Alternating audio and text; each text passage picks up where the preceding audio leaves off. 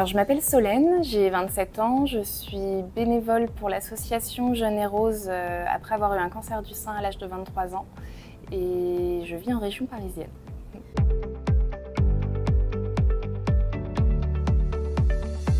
Alors chez Jeune et Rose, on a un collectif de jeunes patientes, donc on a toutes eu un cancer du sein en étant jeunes. Et donc moi, ce qui m'a donné envie de rejoindre cette association, c'était le fait que j'ai eu un cancer à 23 ans et j'ai été un peu choquée de savoir qu'on pouvait avoir un cancer à cet âge-là. Donc j'avais envie de faire un maximum de communication, de faire connaître un petit peu mon histoire pour expliquer qu'effectivement on peut être jeune et avoir un cancer du sein, donc sensibiliser au maximum. Et il y avait une autre part de moi qui avait envie de rencontrer des jeunes femmes de ma tranche d'âge et donc de faire des activités ensemble et de briser un petit peu cette solitude qu'on peut connaître quand on a un cancer du sein jeune.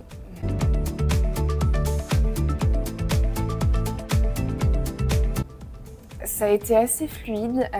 J'ai rejoint Jeune et Rose pour ma part à la fin de la radiothérapie, donc plutôt en fin de traitement lourd. Et c'était, oui, ça s'est fait assez naturellement finalement.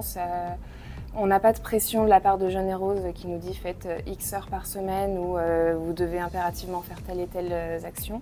Ce qui fait qu'on donne du temps quand on en a, on donne de notre énergie quand on en a. Si on a des traitements qui nous prennent beaucoup de temps, beaucoup d'énergie, on ne se sent pas obligé de s'investir dans l'association.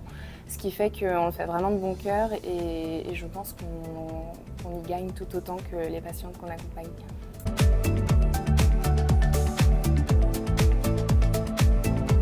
Alors il y a 3 missions principales chez Jeune et Rose. La première s'appelle Alerte Rose. Donc Alerte Rose, on fait de la prévention auprès des professionnels de santé pour leur expliquer qu'on peut être une jeune femme allaitante, enceinte, etc. et quand même avoir un cancer du sein pour limiter au maximum les retards de diagnostic. On a beaucoup de patientes dans l'association où les médecins leur ont dit « Oh, vous avez une boule dans le sein, non c'est rien, vous êtes trop jeune », alors que c'était un cancer du sein. Donc il y a cette première mission-là. Ensuite, on a une mission de prévention plutôt auprès du grand public et surtout les jeunes. Donc on intervient dans des lycées, dans des entreprises, dans des centres sociaux, etc. Où là, on fait de la prévention sur le cancer du sein. On explique quels sont les symptômes d'un cancer du sein. Il y a la boule qui est très connue, la boule dans le sein, mais finalement il n'y a pas que ça comme symptômes, il y a aussi des symptômes visuels, donc on les explique. Ensuite on passe à un atelier un peu plus pratique, on a des bustes en silicone sur lesquels les personnes peuvent s'entraîner, ça permet de se rendre compte concrètement les symptômes dont on a parlé juste avant, à quoi est-ce qu'ils peuvent ressembler, et on explique évidemment les gestes pour pratiquer sur soi. Donc ça c'est plutôt pour la partie prévention, et la dernière mission de Jeune et Rose, c'est de l'accompagnement des patientes. Donc on organise des rencontres qu'on appelle les tétonnantes et ces rencontres ont pour but vraiment de rencontrer des femmes qui ont les mêmes problématiques que soi parce qu'effectivement il y a énormément d'assos qui traitent du cancer mais finalement quand on est jeune on n'a pas les mêmes problématiques qu'une personne qui peut être un peu plus âgée. On peut avoir des problématiques de parentalité ou de non-parentalité, de carrière, de relations amoureuses, etc. Donc tout ça, c'est des sujets qui peuvent être abordés lors de ces tétonnantes et c'est des rencontres aussi qui permettent, notamment lorsqu'on est en traitement et que nos amis continuent leur vie, de ne pas être seul en fait toute la journée finalement.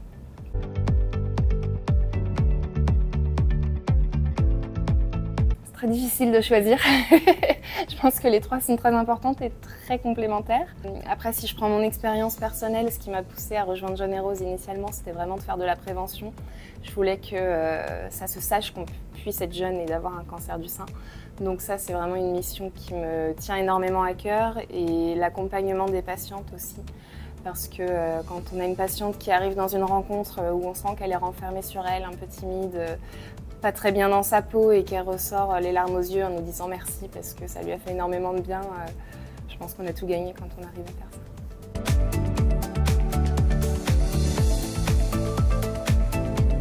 C'est très difficile à mesurer aussi, mais effectivement c'est un peu l'exemple que je donnais tout de suite où quand on a une personne qui n'est pas bien dans sa peau et qui nous remercie parce qu'on lui a permis pendant 1 heure, 2 heures de penser à autre chose ou de trouver des solutions à des problématiques qu'elle peut rencontrer depuis plusieurs semaines.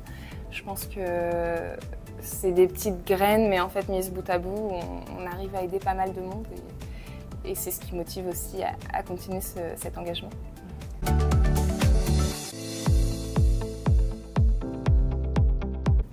Globalement, ils sont quand même très enthousiastes. Il y en a beaucoup aussi qui nous aident parfois sur les ateliers poète-poète.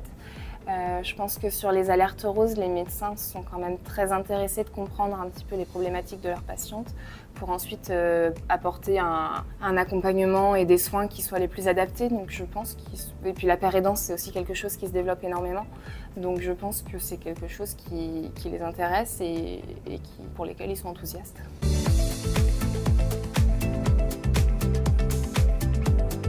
Alors pour moi, le premier frein, c'est déjà qu'on a l'image du cancer du sein qui arrive à nos grands-mères, à nos mères éventuellement, mais alors tout le monde connaît le cancer du sein, tout le monde connaît plus ou moins proche une personne qui a eu un cancer du sein, mais il y a d'abord un problème de connaissance où on ne sait pas que ça peut toucher les jeunes. Et ensuite, alors certes, il y a un dépistage organisé en France, mais c'est à partir de 50 ans.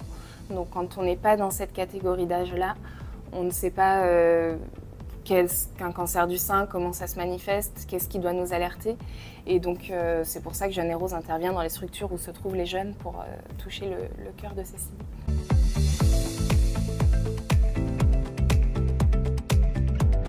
Il y en a plusieurs. Ce serait, je pense, de continuer à se développer, d'être présente dans tous les départements de France. Comme ça, on pourrait accompagner vraiment un maximum de patientes, ce serait merveilleux. Et puis de continuer à faire passer nos messages, à faire de la prévention, et puis répondre au mieux à toutes les questions que les patientes peuvent avoir, les accompagner le plus possible.